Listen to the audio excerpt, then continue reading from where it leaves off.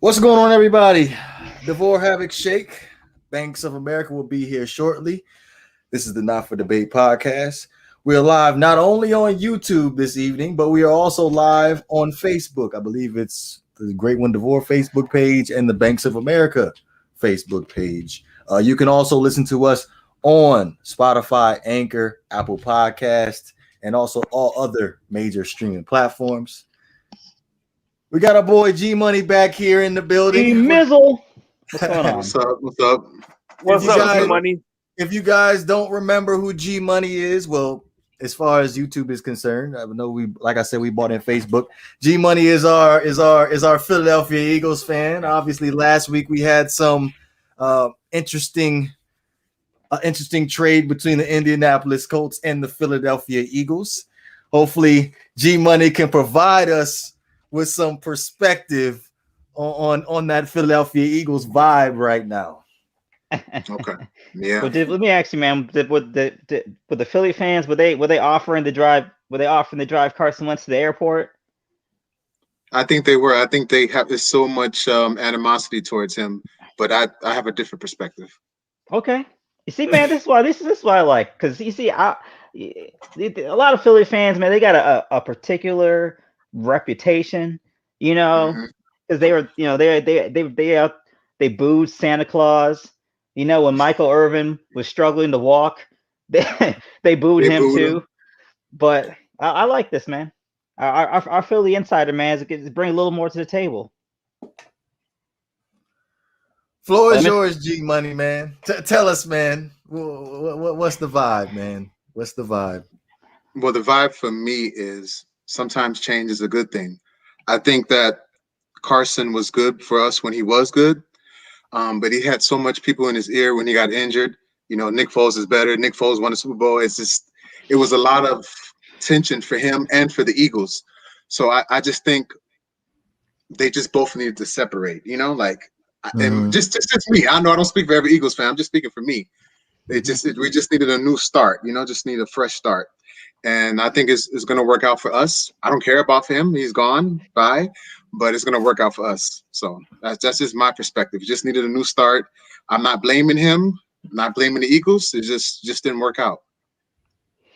Let me ask you, though, because everyone's got like that one person at work that they just get on your nerves for a particular reason, but no matter what, they just get on your nerves no matter what. And you can never have a good day at work as long as this person is at work too. And I think that's what Nick Foles represented for Carson Wentz.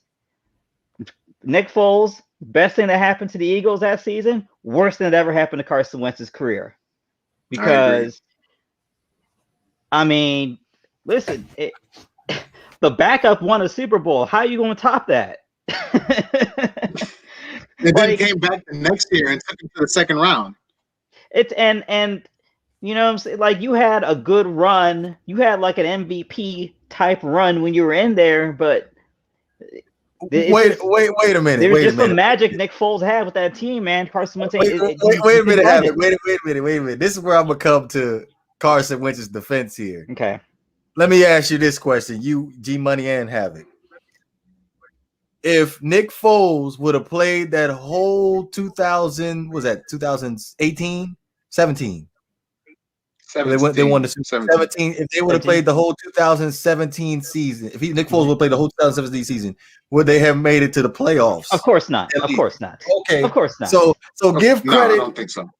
So give credit where credit is due to Carson Wentz. Hold on. Let me jump in. I give credit. Go ahead, Shake. Oh, let me jump in real quick. First of all, that team was equipped. So to say they wouldn't have made the playoffs or not, they probably wouldn't have been a home team, but I'm sure they would have made the playoffs. I don't know. Nick, you said, that was a whole ass team. Come on now. It was, but I don't know if Nick Foles is a whole ass regular season quarterback. So what's the difference? They put up record numbers against New England, which is known for shutting down offenses. So I think they would have made a dent. They would have been to the Well, playoffs. yeah, but Again, getting I ready don't think they would have been the number one seed, but they would have made the doing that the whole playoffs. season though. Yeah, I think that's the thing. Is Nick has Nick Foles at any point in his career displayed the ability to be a starting quarterback for a whole season? That's and I understand. Look, you get hot, you go on a run. Look, man, you got a statue. The man got a statue off of a hot run. Mm-hmm. Now, if I'm in the playoffs and Nick Foles is my backup quarterback, I'm feeling good. But Right. if it's the beginning of the regular season and he's my starting quarterback, shaky. Again, they had Alshon Jeffries. They had Zach Ertz. They had 3 good running backs. Mm-hmm. They had that killer They had a defense great with Jake Long. You know what I mean? Yeah. So it wasn't like they weren't gonna. They were freaking a Powerpuff team now. They were a Powerpuff team without Carson Wentz. I'll tell you that much.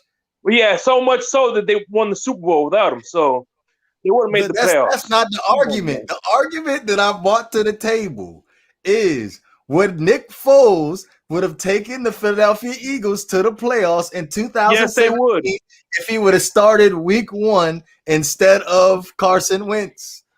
I agree. He would have. They would have. No. I think would have made the playoffs, but not Super Bowl. Not Super Bowl. No. You would have made it to the playoffs. Like I said, they probably would have made the 8th I think seed that or team something would like have that, but they would have carried went to the him. playoffs. Yeah. I think G-Money's on it. He's like another Ryan Fitzpatrick to me. You love him in shorts. You love him in short spurts.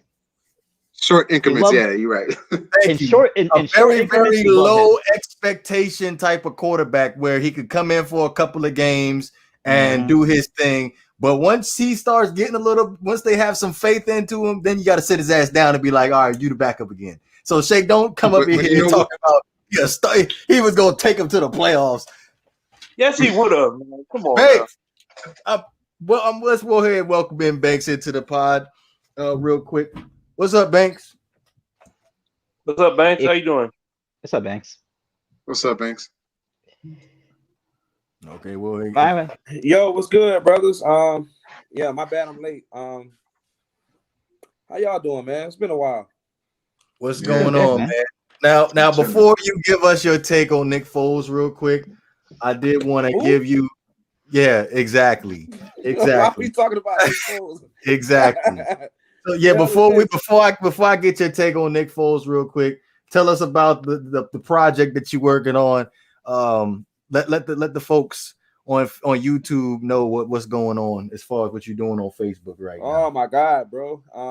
Well, first things first, man. I know that I got a lot of stuff going on behind the scenes right now, but I can't forget about my podcast, brothers.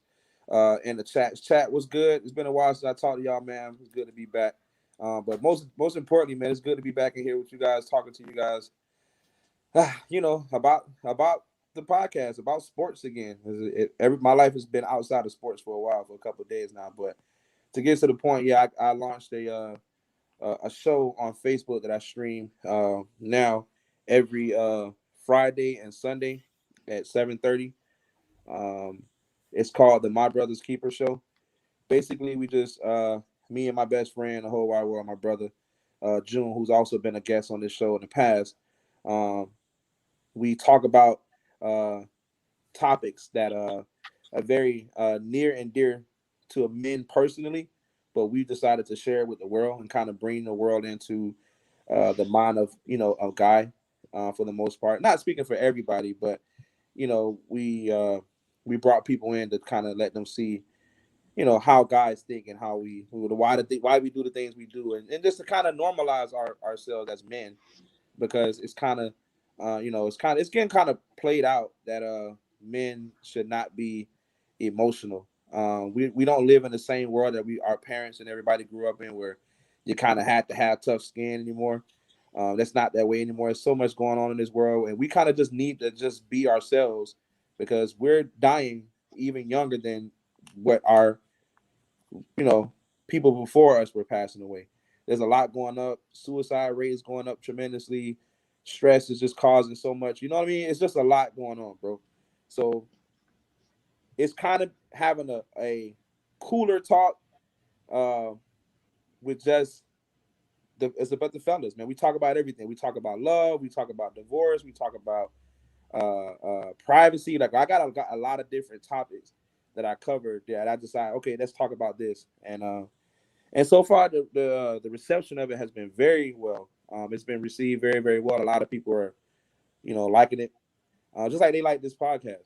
So, so I'm just working. So I'm trying to work two different things. I'm trying to get this shit going and trying to get this podcast the notoriety that it needs. And I've also got this show that I'm doing. And I'm trying to get that. You know what I'm saying? I'm just trying to keep myself as busy as possible because, Got you. One more thing before we get you up to speed. As far as the weight loss journey is going, where we at right now? Oh boy. I think we experienced some technical difficulties. When the audio cuts out, you see the hand in front of the camera. Right. Here he goes. Can you hear us? Yeah, I'm back. You said the weight loss what? Okay, so Jay Hearn put in the comment section. I'm gonna pull it up to you. He don't really need the numbers, but how is the weight loss journey going? Hey Hearn, what's up, bro? Hey,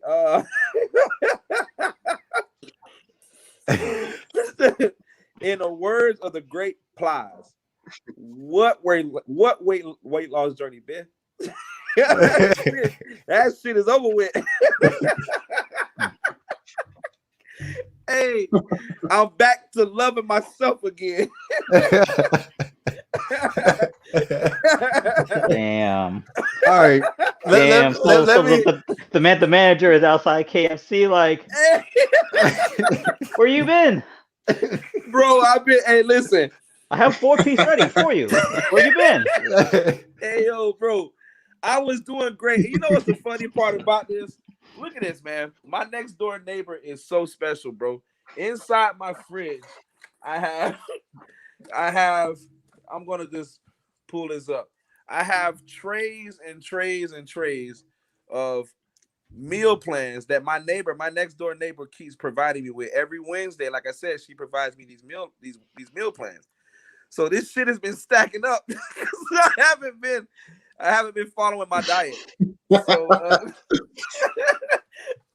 So if y'all listen, if y'all trying to lose some weight and you want to cut back, holler at your boy. I got these plates for sale. $10, you can get you a plate. Hey, shoot, man, please, $10. Bump that if you're hungry. He got plates for sale. If you're hungry. If you're hungry. If you want something to eat, it's complete. Holler at me. All right, so money, we got Greg in the house, y'all. Hey, I'll tell you what, Banks. What's good? One of these days, you're gonna forget to go grocery shopping. You be hungry. You're like, damn, I don't want to go out. But I'm gonna cook one of these plates. Yeah, I'm gonna put one of these plates in the microwave on 6 minutes, real quick. So Saturday afternoon special. Right. I don't feel like cooking today special. Shit. Yep. You know the struggle, man. But hey, really quick, man, how y'all boys been though, man? Y'all boys been good. Thanks for holding it down too, man. You guys been doing a great job keeping up the work, bro. Yeah, man. Just out here grinding away. You know how the game goes. Right. You know what I mean? Right. But it's I think even it was just me and DeVore the other day. We talked for an hour on 3 topics. So it's going all right.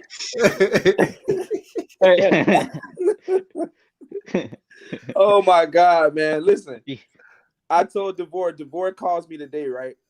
And we're talking, and DeVore says, hey, yo, Banks, so we talking about, plans for the show and everything like that. And I said, all right, man, on Twitter, in our guys chat on Twitter, I say, DeVore, let's try to get the podcast on Facebook. So when we go live on Facebook, now people can start reacting to us live, because I know a lot of people that provide me feedback say, yeah, man, I wish I could participate in the show and all that stuff. And they don't want to sign into the YouTube account. They're just being lazy. Black people, man.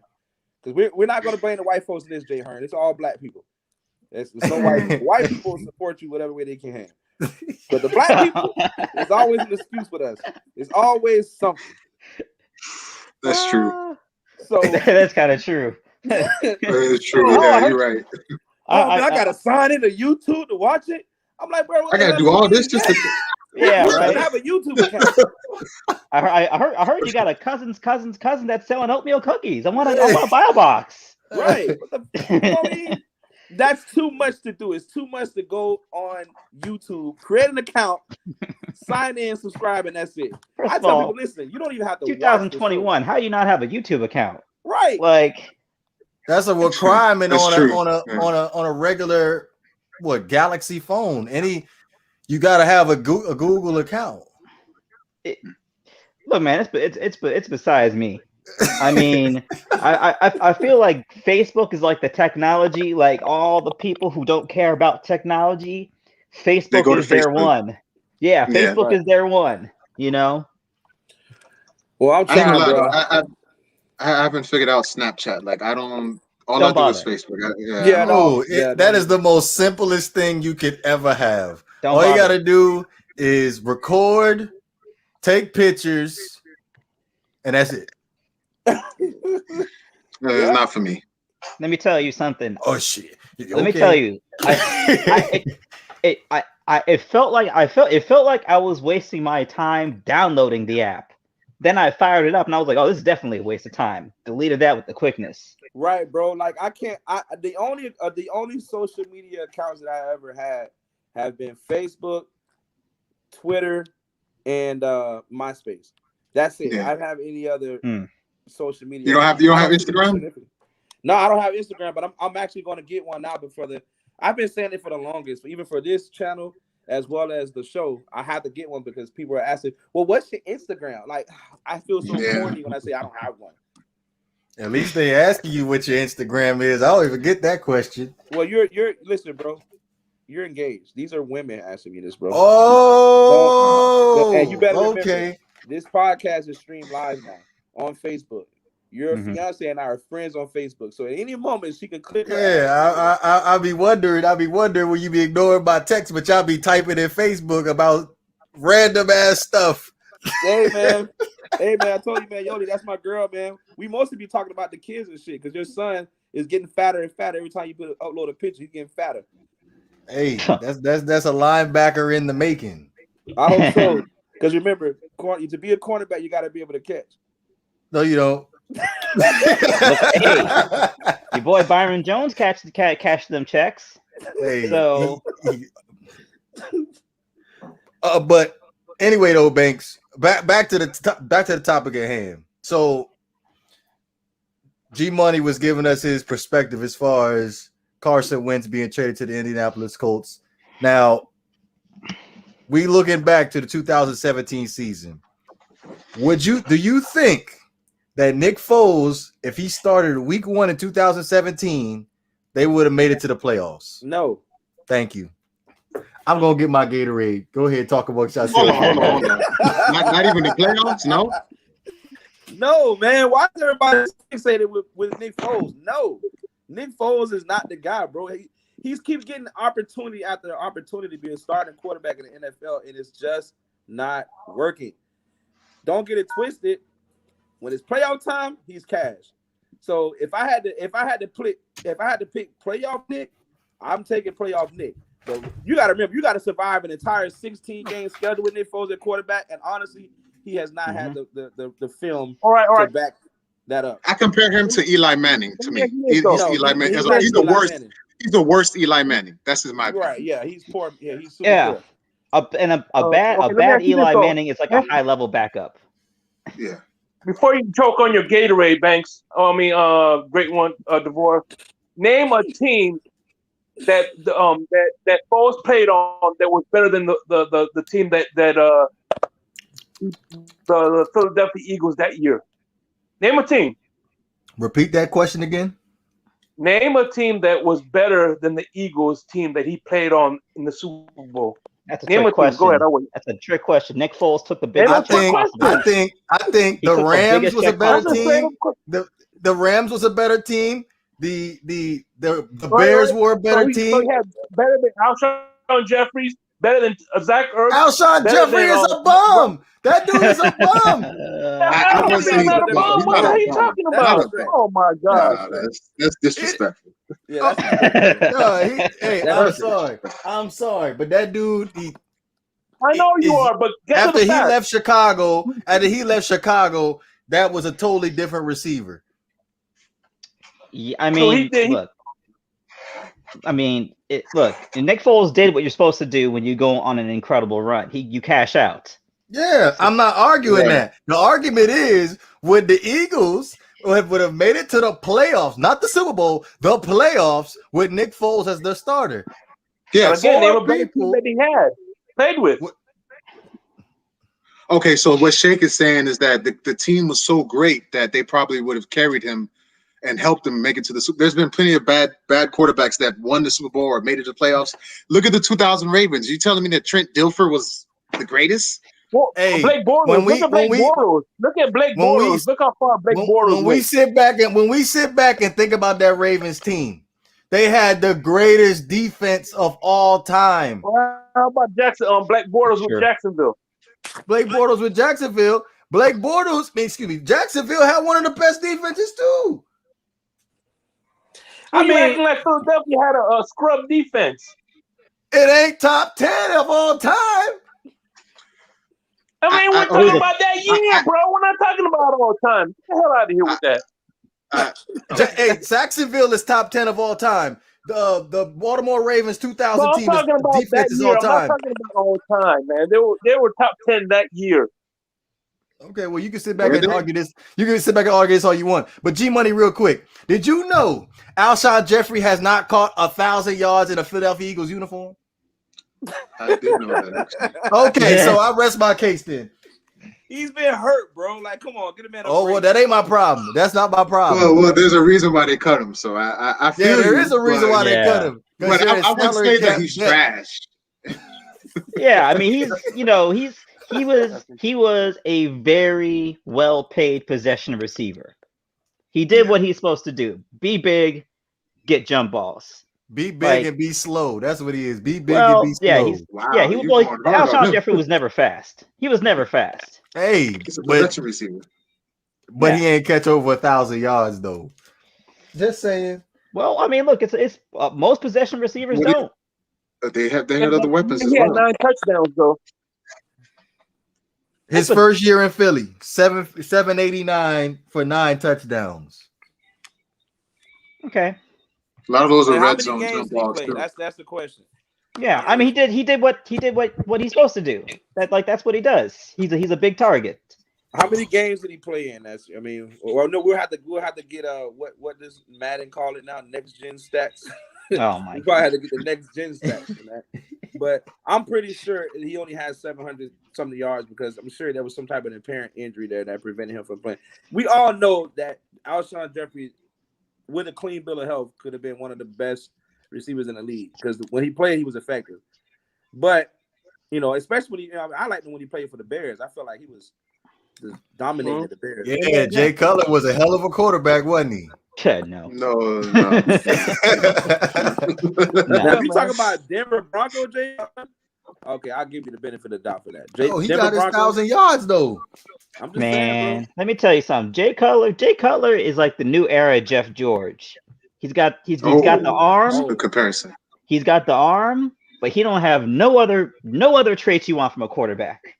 He don't have the personality. He don't have the leadership. He don't have no other traits you want from a quarterback, but he got the arm.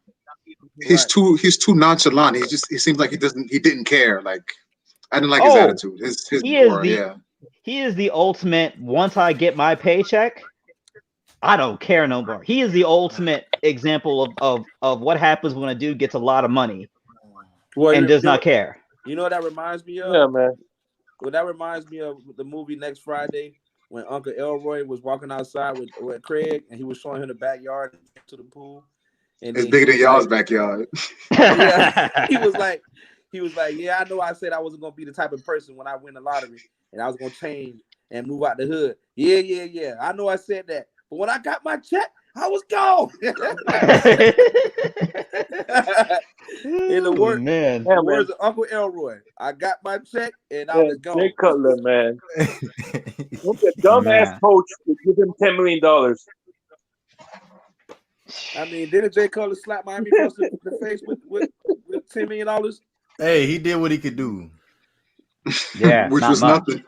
Yeah, exactly, not much. I feel like the narrative, everybody wants to blame Jay Cutler for that season. I don't agree, but this ain't a Dolphins pod today, so we're just gonna go ahead and just go into the NFC East NFL free agency preview here. Oh, I Now, thought you said something about Tom Brady. My bad. no, I ain't say nothing about that dude. Not today. Go. Not today. Not today. Thank you for the Hennessy, Tom Brady. So Oh, you got the Hennessy, bro? Yeah. My man. That's what I'm talking about. My man. See, we honored that for this show. let's move on. Listen, we ain't throwing no shots at no big famous person on YouTube, but just saying. All right, since G Buddy is our special guest this evening, we're gonna go ahead and start off with the Philadelphia Eagles. As far as what they working with. Last year, 2020, with a 4-11-1 record. Currently sitting, the Philadelphia Eagles salary cap is sitting at negative $65 million. Sheesh, you can't afford Yeah, nothing. I made the same. Yeah, nothing. Now I will say this right now that the famous quote is the salary cap can be manipulated. So Philadelphia can make some moves to free up some of that salary. But at the same time, thinking about it, when I did the math, you really don't have much to work with after you make some of those moves. Like, for example, you can move on from Zach Ertz to save some money. Derek Barnett, you can move on from him, save some money. So what about Fletcher Cox, man? That's the most important person here. What about Fletcher? I think Fletcher is getting someone paid around 18, 20 million or something like that. Something ridiculous. I don't think they can save by cutting him, though. I think they probably could. Not cutting him, but moving his contract. Oh, well, yeah, moving his contract. Yeah, for sure. Right. For trading him for something, then. Yeah, man. What about keeping him? No, it doesn't work with the no. It could, but well, Philly's gonna have a lot of players on league minimum contracts next season. Right. I've already accepted that we're gonna be trash for a while. We're starting over. I've already accepted that. So it doesn't matter what we do. Yeah, but it doesn't matter what we do. We're going like this right now. That's fine. Sometimes you just need to start over. Just beat Dallas, bro. Yeah. That's it. Just beat time Dallas. to rebuild. It's time to rebuild. Yeah. They ain't beating Dallas. Not anytime soon. They ain't beating Dallas. They need to go with the full rebuild mode. Hell man. no, you're getting swept for the next 3 years. I'm not accepting that. Hey, what do you think of your new head coach that has a hard time public speaking? Who is the coach of the Eagles? Nick Sirianni. Okay. Like I feel like I heard the name of their head coach and forgot his name immediately. I'm like, who is this? Like, where are they getting these dudes from? But well, I know where they're not getting coaches from. I know that for a fact. But so what are your assessments? Yeah. But I mean, there's no better time to rebuild than when you're $60 million in the hole. Yeah. So, hey man, the writing's on the wall. You literally cannot afford to make moves. Just strip it down to the bolts. I'm sorry, Havoc. What do you think about Jalen Hurts? Do you think he has a future? What are your thoughts on that? Both anyone, Shake. Yeah. You know, I think Jalen Hurts could be Lamar Jackson with better accuracy. I do not have that assessment of Jalen Hurts. I don't think he has the ability to do something like that either. When I think of Jalen Hurts, I think of a better Seneca Wallace, like a better version of Seneca Wallace. That's what I think of Jalen Hurts. Seneca Wallace. Seneca Wallace is basically like a poor man's Russell Wilson. So Seneca Wallace sounds like a hockey player. he was Russell Okay, Wilson's you're talking backup about the for a guy that while. played for Seattle. Yeah, Seattle. Yeah. He was a receiver at first, then he converted to quarterback. quarterback. Yeah. Wait. Well, no, he came in as a quarterback, and they tried to convert him, right? Because Seneca Wallace played quarterback in college. Either or. I just know that he used to play receiver. Well, this is at the time when, if you were a black quarterback with wheels, they was trying to turn you into a wide receiver. Basically, But yeah. but that's why I think Jalen Hurts is like. I think it's one of the situations where if you have a good team around him, he'll be fine. But if I don't see him putting the team on his back and doing anything, so to say. But look, maybe the Eagles they already planned their rebuild at last year's draft, and everyone's just getting the memo right now. That's what I think it is. Mm-hmm. Because like I said, I think Yeah. I think Jalen Hurts could galvanize the team. He doesn't really have to put them on their back. He's one of those guys that could actually complement the team around him. G Money, real fast. Let me ask you this. Yep. Are you confident in the Philadelphia Eagles offensive line in 2021? No. Okay. on that note, no. I do not think Jalen Hurts. I do not believe in Jalen Hurts at this point. Boy, them wide receivers, They're bums. they're looking real rough, man. Yeah. I tried to find you a low budget wide receiver, and based off of what I got right now, Des Bryant. you could possibly try to get Rashid Higgins from the Cleveland Browns for a low budget. Grant. You can't Jakeem knock Grant that costs too low. much We for them. talking, you ain't getting that. Possibly a Corey Davis, but outside of that, man, it ain't looking too good as far as the Philadelphia Eagles. As far as receivers, you better hit on every single draft pick that you get. Yeah, it's time to start loading up on them picks. I agree. But if just give us your honest opinion as far as the biggest team needs that the Philadelphia Eagles have right now. Offensive line and the defensive backs. I think the cornerbacks and the safeties, they give up too much. They you know how they say don't bend, or you could bend but don't break.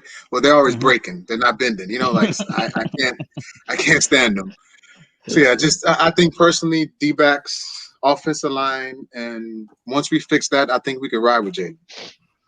Okay, so one more question before we end up moving on to the next team. How you feel about Darius Slade from the point where he ended up getting the big contract to now after the season, as far as his performance is concerned? I thought he could have performed better. I thought he could have did better, but he's doing good for for right now.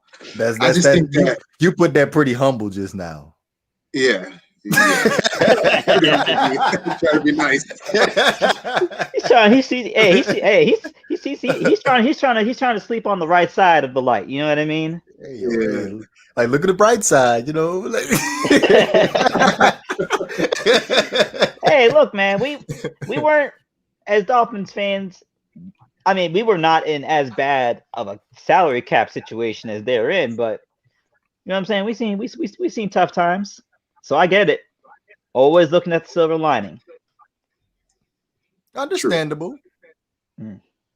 How is the Eagles draft pick situation? Like, do they have their draft picks? Not sure. Because I mean, at the very least, the Eagles do have a somewhat competent front office, so they're not out here making like Houston Texan looking trades. At this point, their front office is a little suspect right now. That's a fair. Well, you know what? Here's the thing: when you go all in on a quarterback and you give them ridiculous money, and it does not work out, you're screwed. you're screwed. You can't do anything. You can't do anything. Well, So, currently, and how could you blame? You can't blame them after the performance Carson Wentz gave when he was healthy. You can't blame him for giving him a contract early.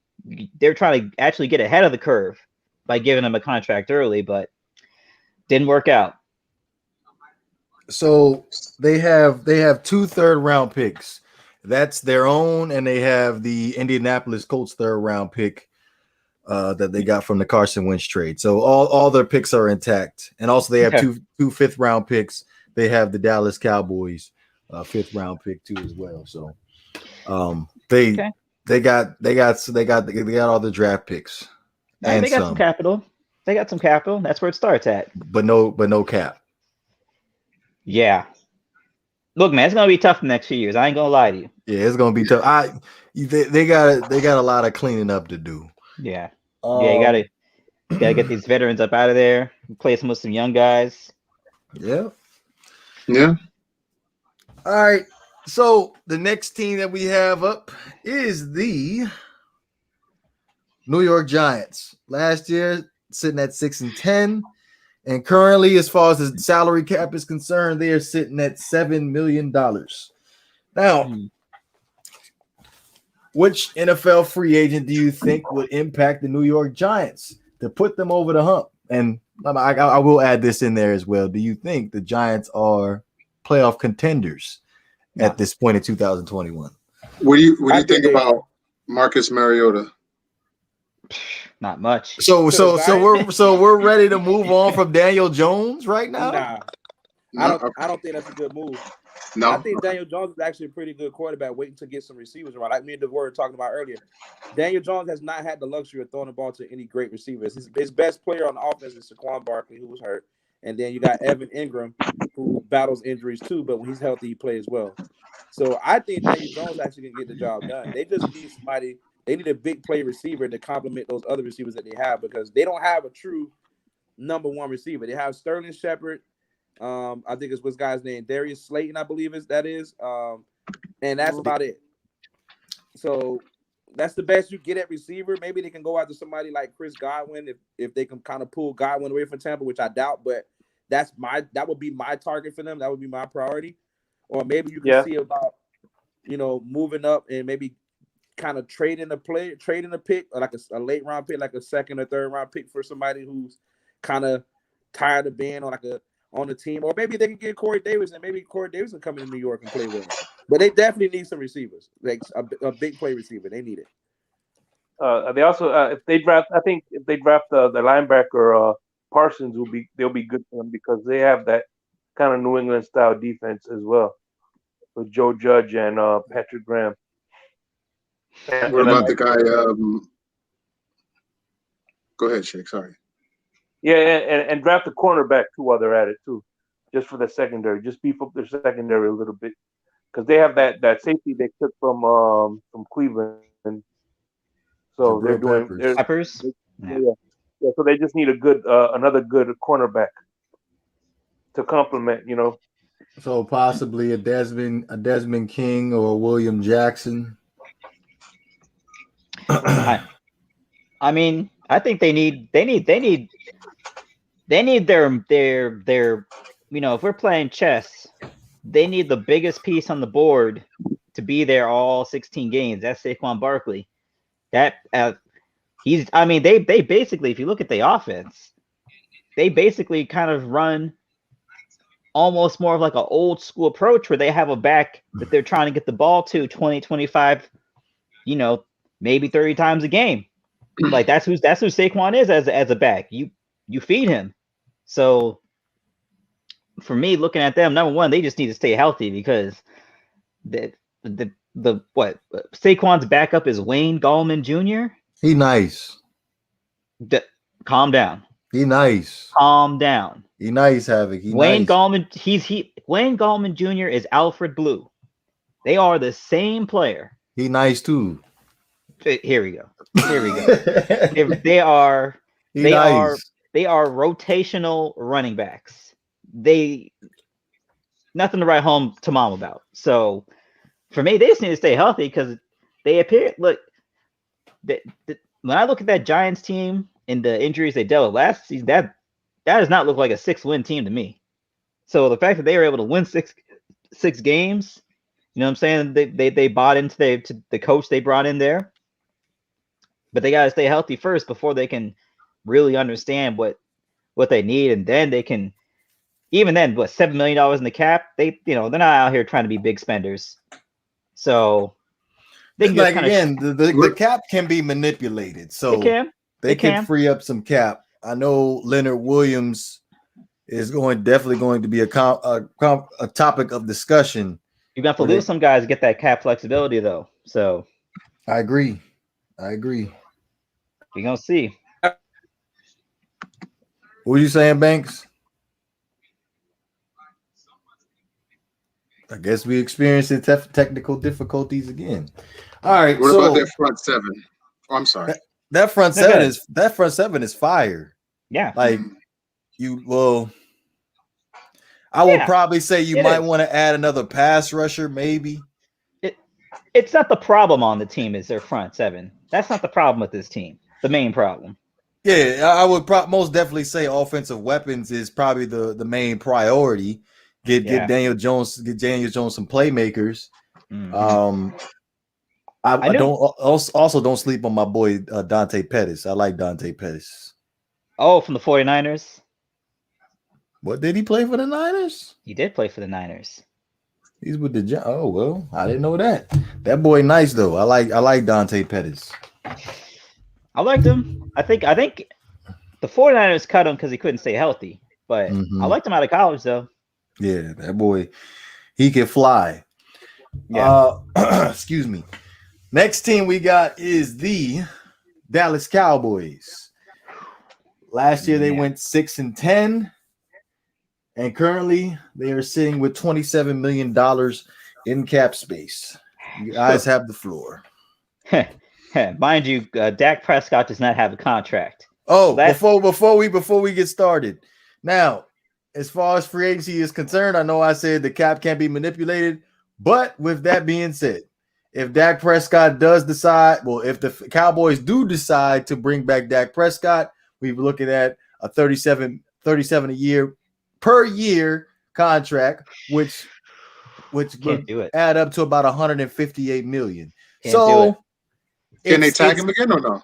If they tag him, it's going to be $37 million. Oh, okay. So again, the cap can still be manipulated where they can free up enough space for them to be able to bring back Dak. I believe Tyrone Crawford can end up being released and end up getting I think over $10 million if I'm not mistaken.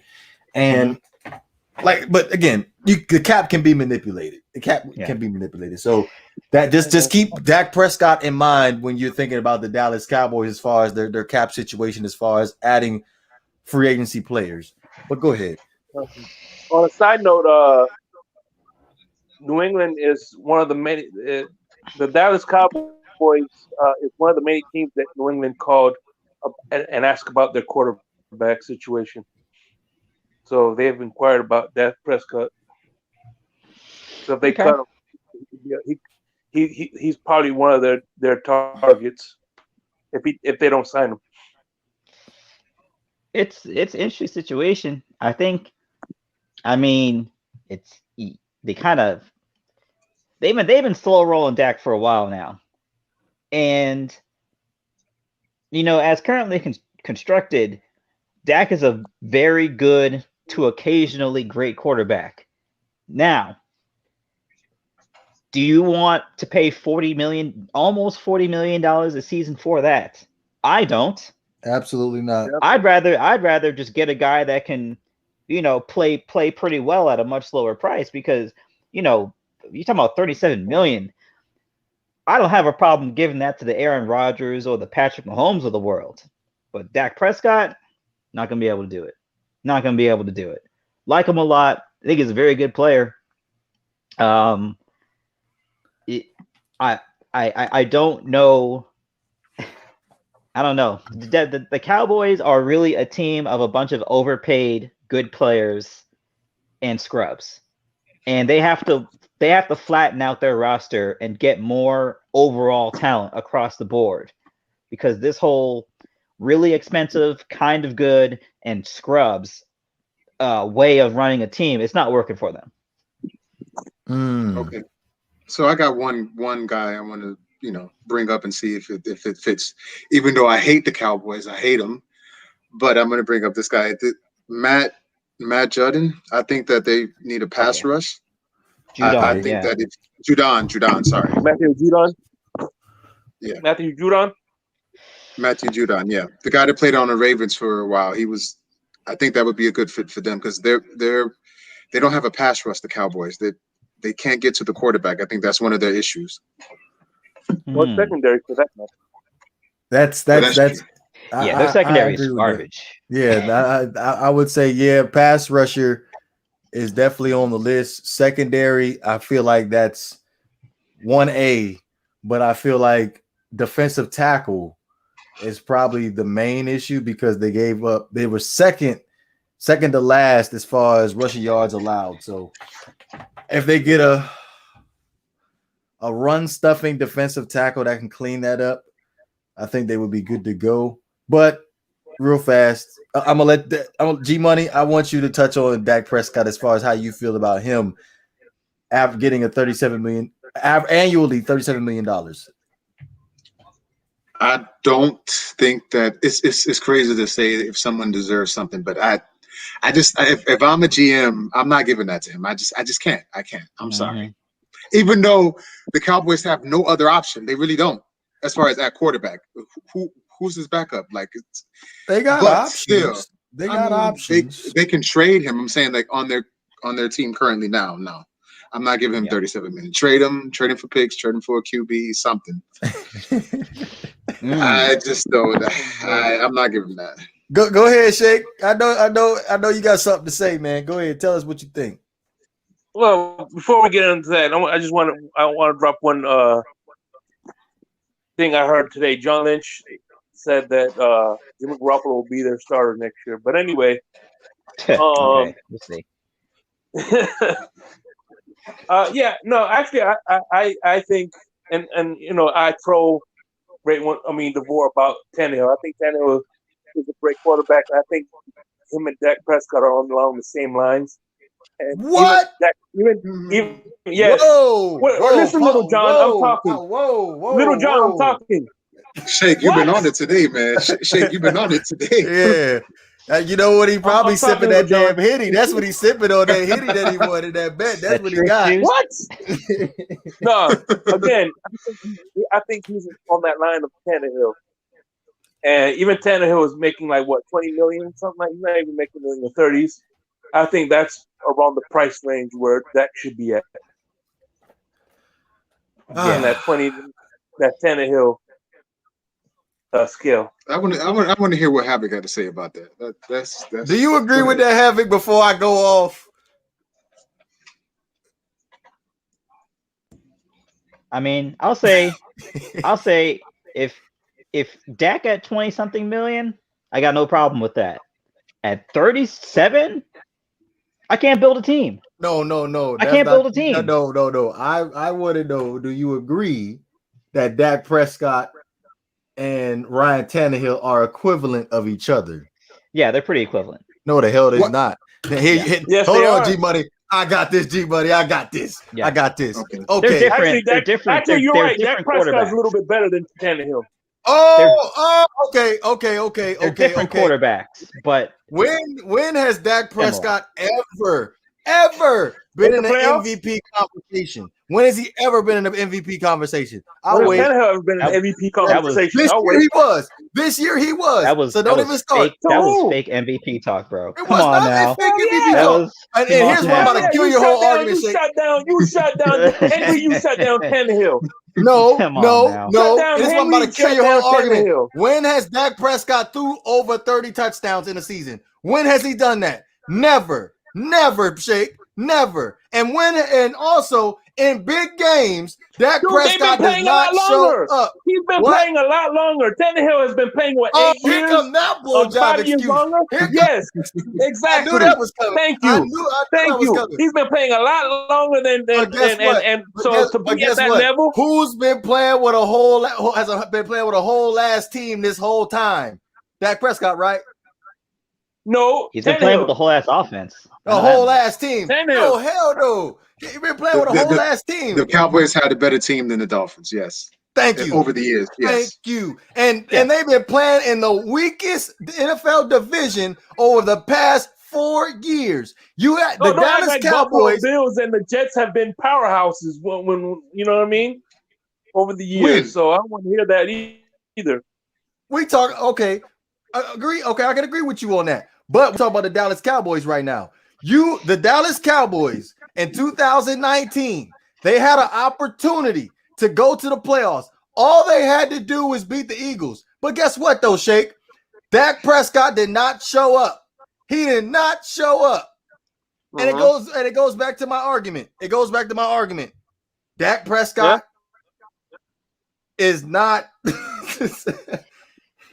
he is not a franchise quarterback to me.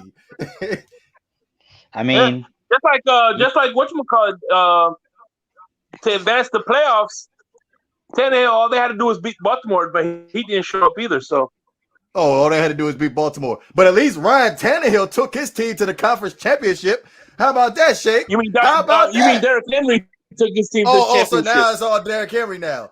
So what happened when Zeke Elliott? So what happened when Zeke Elliott was running the rock and Dak Prescott was in his book bag? Ain't nobody say nothing then, huh? At 13-3. Oh yeah, okay, but they ain't go to conference championship, did they? They ain't go to conference championship. Well, so here's the difference. You could very well make the argument that no quarterback looked good in the playoffs as long as Jason Garrett was coaching that team. That's good. That's a good assessment. All I'm saying is in the playoffs, you're going to have to elevate your quarterback play. Dak Prescott, from week 14 up to week 17, does not elevate his game, doesn't put his team over the hump. He's the same quarterback. All the way through. He's the same quarterback. And then I'll give you that much. You got people like Shake and you got people like Banks. I know you're listening somewhere, Banks, that want to sit back and elevate Dak Prescott's stats when they're all garbage time crap numbers any damn way. Like Tannehill. No. And you know what's funny, Shake? Yes.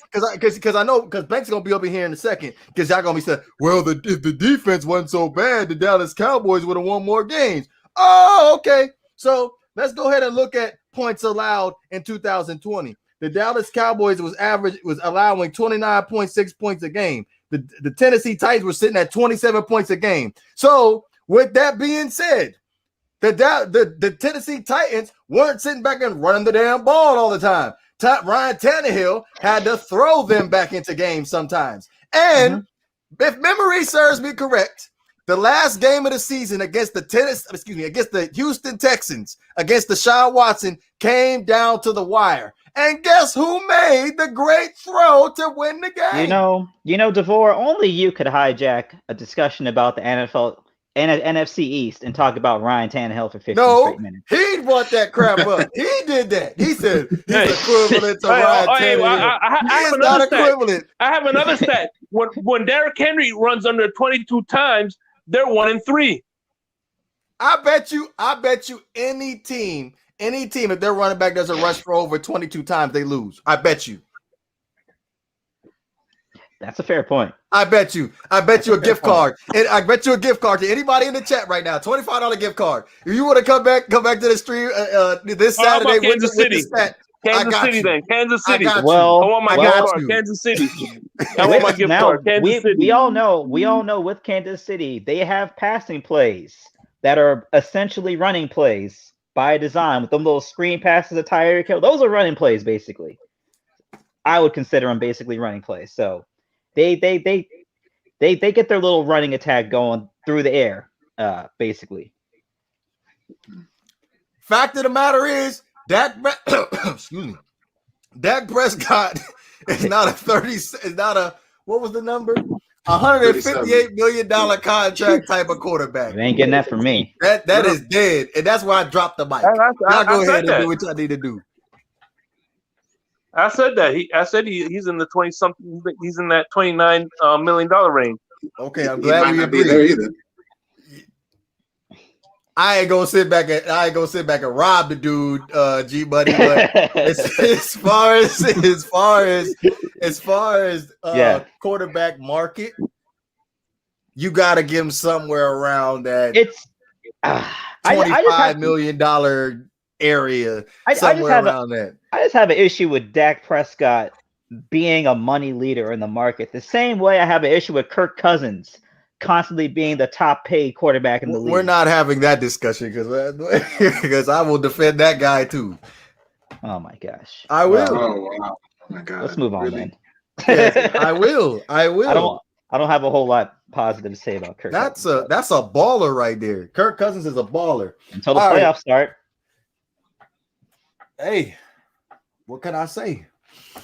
Last team, the Washington football team. Was the team that ended up winning the NFC East last year with a 7-9 record, ended up losing in the wild card round against the Tampa Bay Buccaneers. Currently are sitting with $42 million in cap space.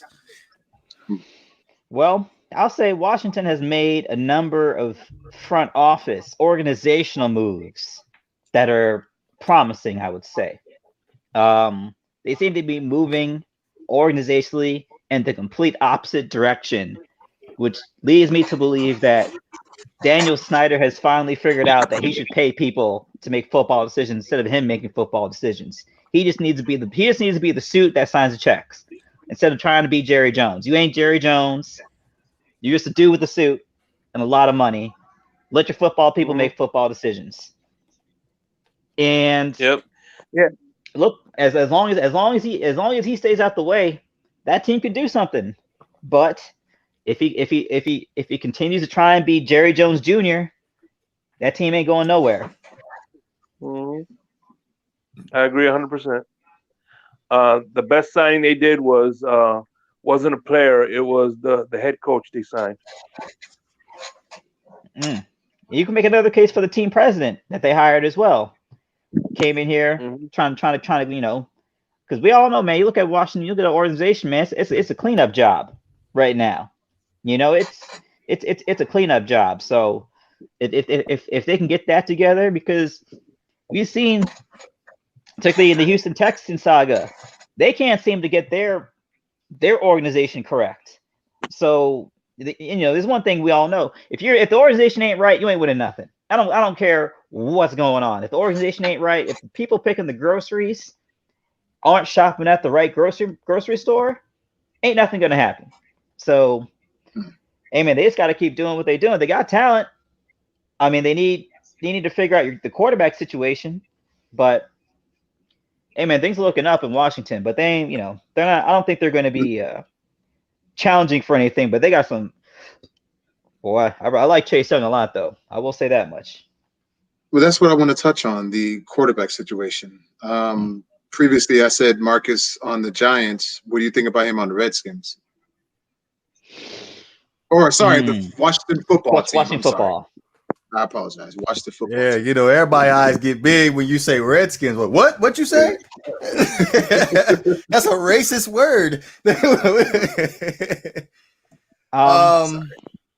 Pass rusher. You said who again? Repeat that again. I was just saying, what do you think at quarterback for the Redskins? Okay. Say it again, Shay.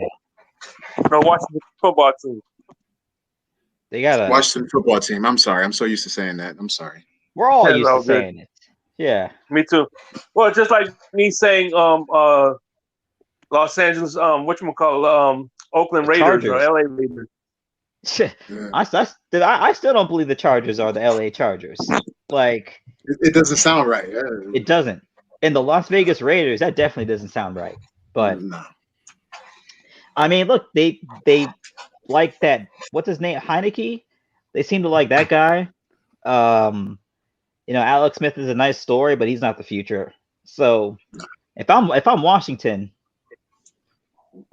It's not out of the realm of possibility to bundle together some assets and go out there and try and get a quarterback in the draft. Like I would not put it past Washington to do that. So Now, Yeah, but who?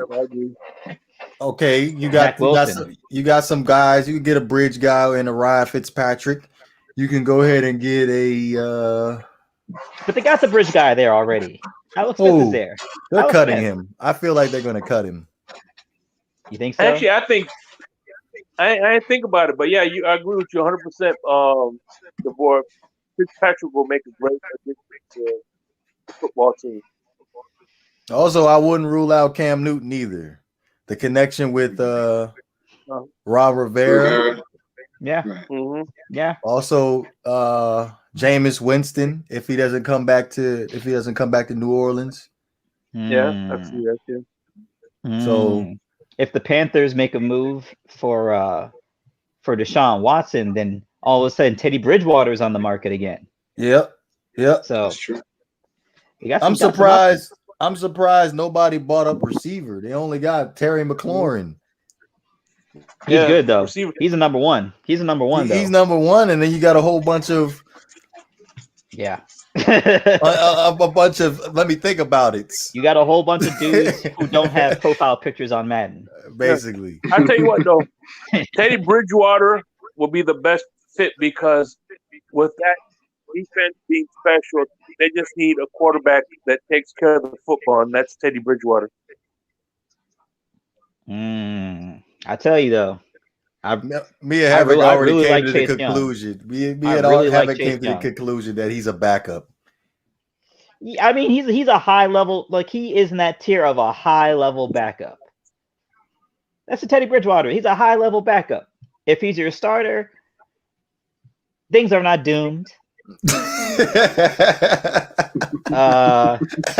But you ain't exactly, hoping on a 4-touchdown game, You on cruise control? Yeah, man. You just hoping that the run game works out, You hoping the O-line could put it together, mostly. All right, so I was gonna say receiver was probably a top priority for the Washington football team. So I was probably thinking an Allen Robinson.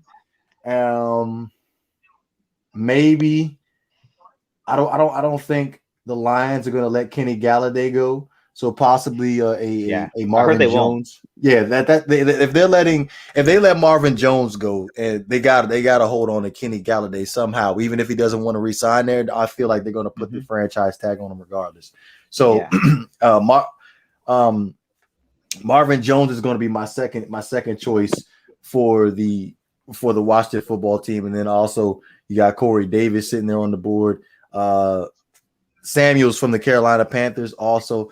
Just give the quarterback, whoever the quarterback is for the Washington football team, some type of help outside of a converted quarterback in Logan Thomas and Torrey McLaurin. So that's what I got for the Washington football team. Also offensive line, because they're looking towards signing back to Brandon Scherf, but nothing is set in stone yet. And also left tackle. They have defined that replacement for Trent Williams, who's also going to be a free agent. But Taylor Moton, the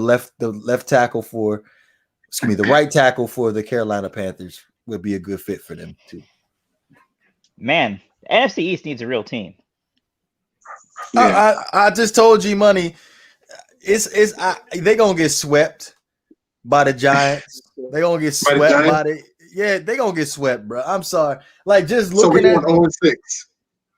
You might, basically you already 0-6 right now. You might put up a fight against. Damn, I don't even think you're gonna put up a fight, to be honest with you. Because I like the direction the Washington football team is going. If they add a quarterback, then y'all really gonna be in trouble.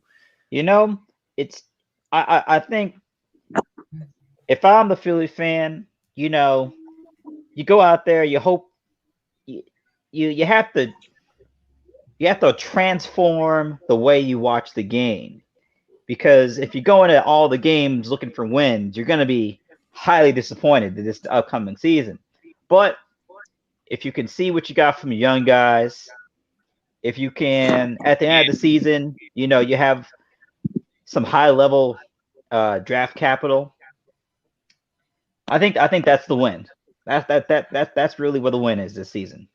And you know what, DeVore? I'm gonna disagree with you. I see us going at least 2-4. At least 2-4 in the division. At least who you beating? Cowboys and Giants. I don't think we can beat the Redskins. You beating the Cowboys?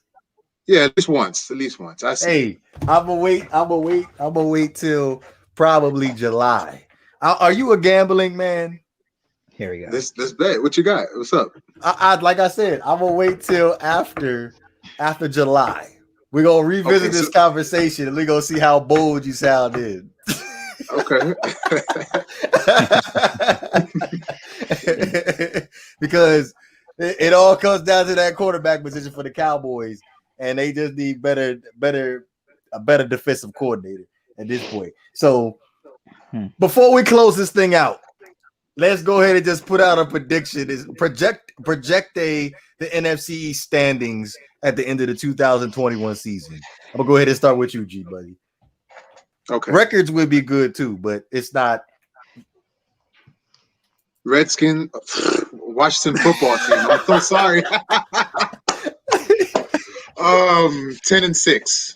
I think that they're going to be a much better team. The quarterback situation is going to determine that, but I see them 10-6. Cowboys 8-8, 7-9. Again, depending on Zach and how he plays. Eagles 6-10. Eagles is in third. Give them that. And then Giants, I think that. Well, no. Okay, I'm sorry. I wasn't going in order. The Giants are going to have a better record than the Eagles. They're going 9-7. Okay, I was going to say you better be real. Okay. Look, I think you're going to have another season, maybe not another season where the division winner has a losing record, which is terrible. But terrible. And I might have a couple ties too. But I do think, yeah. But I do. There's always a tie in the NFC East. Every single year, there's a tie in the NFC East. I don't know why. That's true. Like that's an ugly division. It's like, don't nobody want to win this game? Don't nobody want to win this game? That's what a tie is. So none of y'all want to win.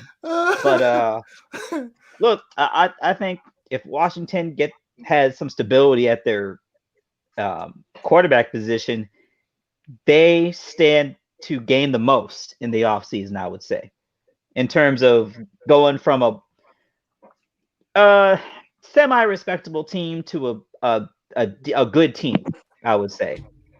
I say following up behind them is the Giants because they appear to have a coach that lends them to overachieve past their talent.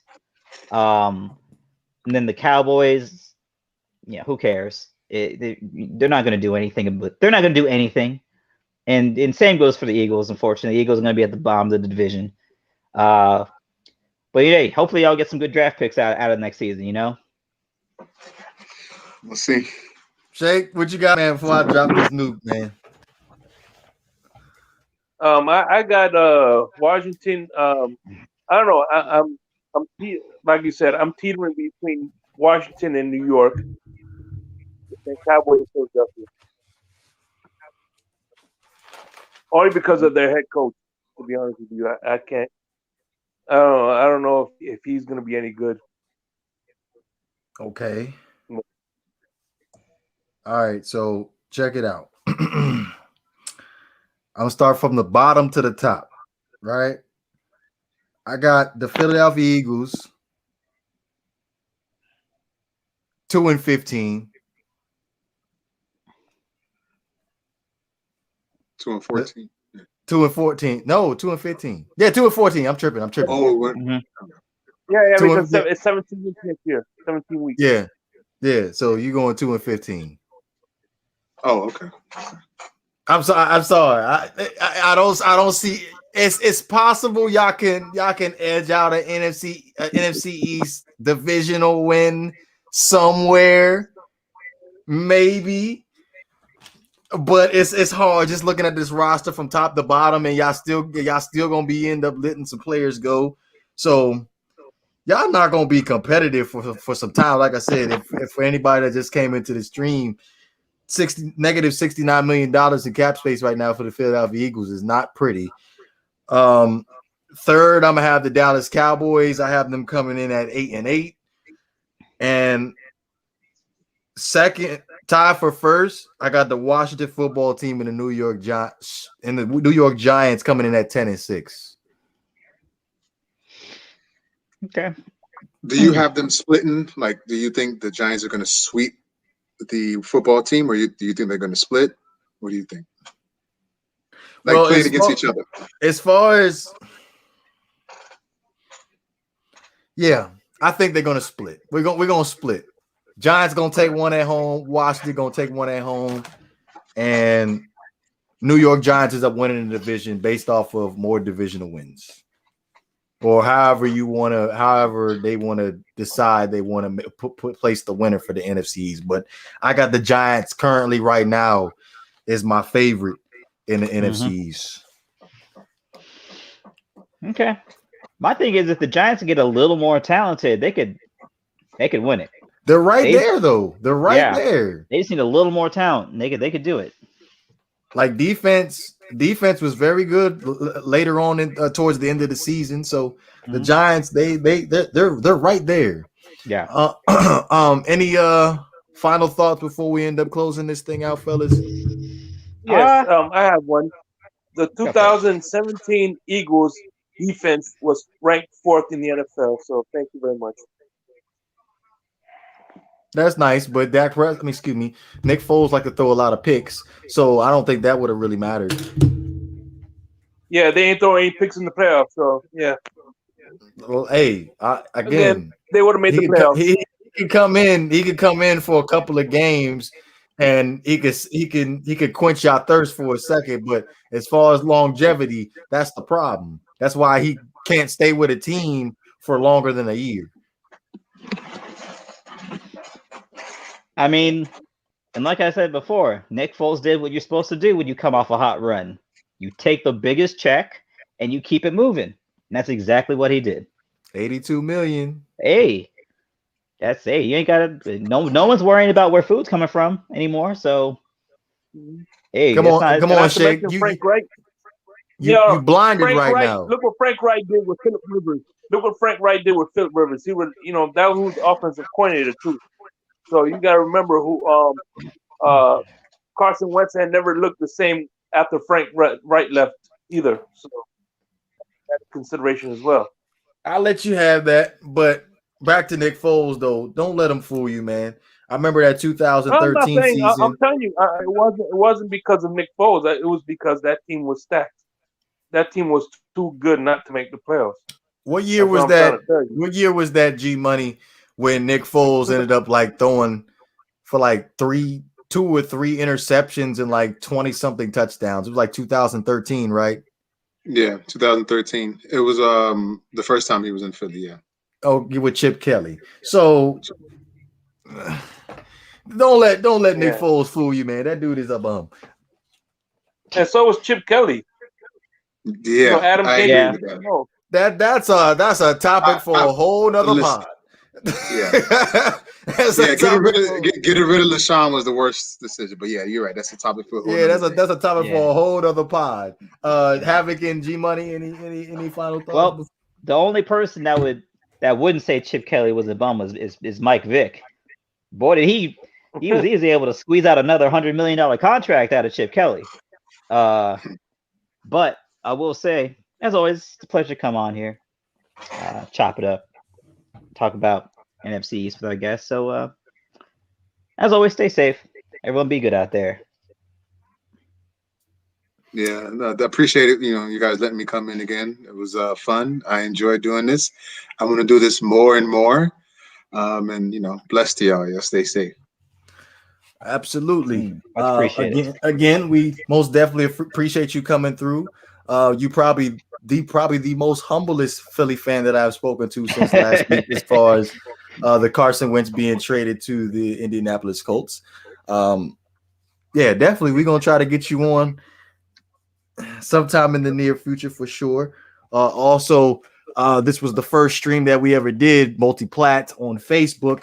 As far as the results so far, it's looking pretty good right now. So we'll most likely want to continue adding Facebook on. But outside of that, man, we're going to be back on Saturday evening, 9 p.m. Eastern time. Also, if you have Facebook, be sure to go ahead and like the Not for Debate Facebook page. I believe Banks just put out the notification that we are sitting over 100 likes right now. So we're looking good right now. We're looking good. But with that being said, you can listen to us on Apple Podcasts, Spotify, Anchor, and all other major streaming platforms. This is the Not for Debate podcast. We're out of here, man.